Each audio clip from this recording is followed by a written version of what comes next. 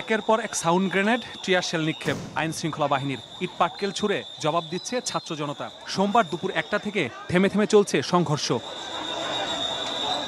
কখনো শিক্ষার্থীরা পিছু হটে, আবার কখনো আইন শৃঙ্খলা বাহিনী। এ যেন চোর পুলিশ খেলা। ধানমন্ডির 32 নম্বর ঢুকতে চাইলেই বাধা দিচ্ছে পুলিশ, আর বেঁধে যাচ্ছে সংঘর্ষ।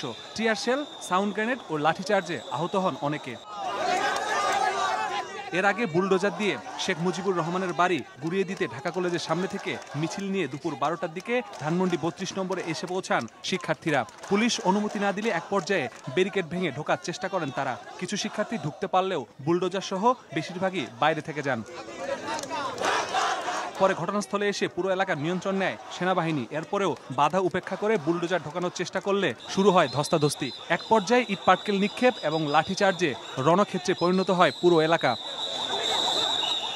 আহত হন আইন শৃঙ্খলা বাহিনীর সদস্য ও বেশ কয়েকজন শিক্ষার্থী। শিক্ষার্থীদের অভিযোগ, অযাচিতভাবে লাঠিচার্জ ও টিয়ার শেল নিক্ষেপ করেছে পুলিশ। পুলিশ বলছে ব্যারিকেড ভেঙে ঢোকার চেষ্টা ও ইট পাটকেল নিক্ষেপ করার কারণেই চড়াও হয়েছে আইন শৃঙ্খলা বাহিনী।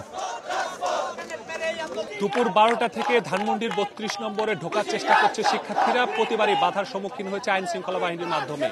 বারবারই তাদের মধ্যে সংঘর্ষ হয়েছে এবং থেমে থেমে পুলিশের টিয়ার শেল নিক্ষেপ, সাউন্ড গ্রেনেড এবং শিক্ষার্থীদের ইট পাটকেলের মাধ্যমে রণক্ষেত্র পরিণত হয়েছে। 3 দফা রণক্ষেত্র হওয়ার পরেও এখনো থামেনি তাদের এই সংঘর্ষ। দুই পক্ষই অনড় অবস্থানে। আইন শৃঙ্খলা বাহিনী বলছে তাদের ভিতরে কোনোভাবে প্রবেশ করতে দেওয়া হবে না। শিক্ষার্থীরাও বলছে যতক্ষণ পর্যন্ত না তারা ভিতরে প্রবেশ করতে পারবে ততক্ষণ পর্যন্ত তারা এখান থেকে যাবে না। মাসুদুর রহমান, সময় সংবাদ, ঢাকা।